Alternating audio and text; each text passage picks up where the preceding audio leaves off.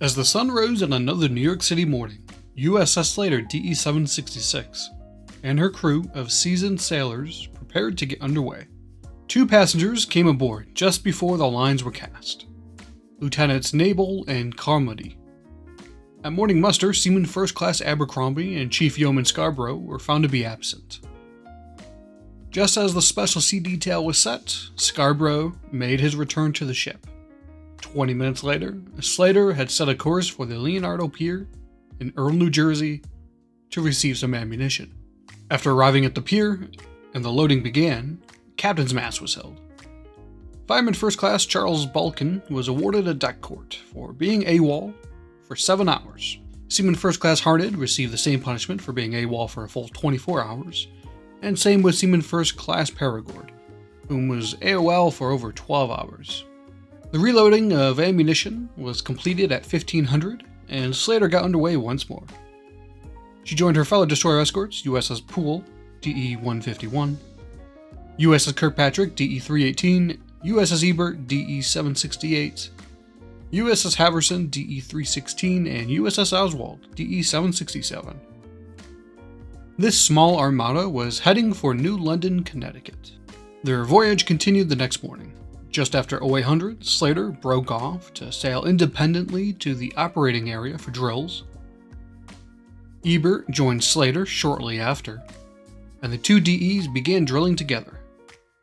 They then broke up with each other, and an empty depth charge was fired from the No. 1 K-gun.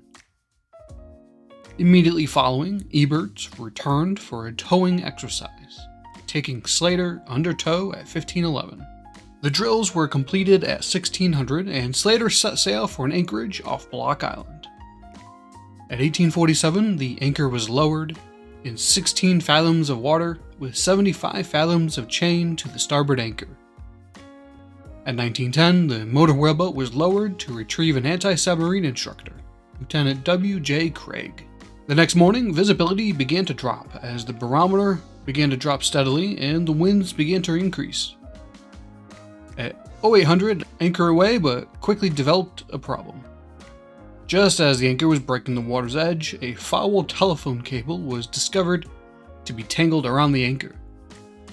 After about 20 minutes, it was freed and Slater was underway. But over the course of a few hours, visibility dropped further from 3 miles to 50 yards, thanks to heavy fog.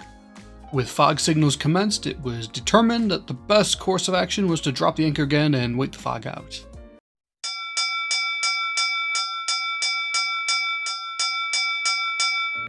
That evening, the SL radar had to be used to determine bearings, as visual bearings could not be had. The fog finally lifted on the 23rd, and Slater got underway with Ebert for the anti-submarine exercise area.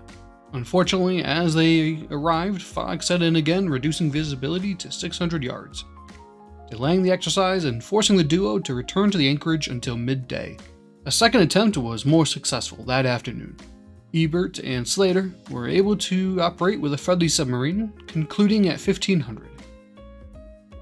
After anchoring in 14 fathoms of water, Radarman 3rd Class Sullivan was added to the sick list, and the whaleboat was lowered for Lieutenant J.G. Watts, the division doctor, to travel to Kirkpatrick. The following morning, the whaleboat was once again lowered, this time to bring Lieutenant Craig, the ASW officer for the exercises, to Kirkpatrick.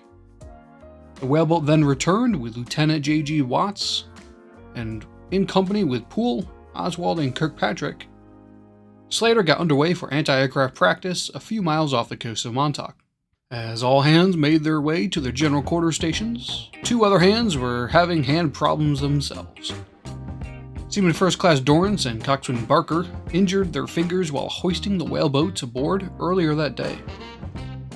They got to sit out the AA practice, and just after 1000 hours, the 20mm and 40mm were trained on a sleeve target towed by an aircraft. This lasted until 1500, when the day ended and the DEs returned to their anchorage off Block Island. The stay didn't last long, for at 22:30 the ships got underway for New York City.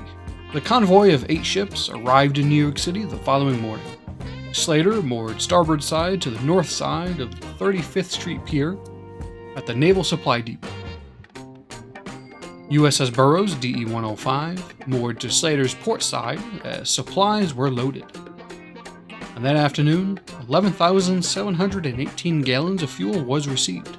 On the 26th, Coxswain Keller departed the ship for the Naval Dispensary. While in the paint locker, he received a laceration and possible fracture to his hand when the hatch cover fell on his hand.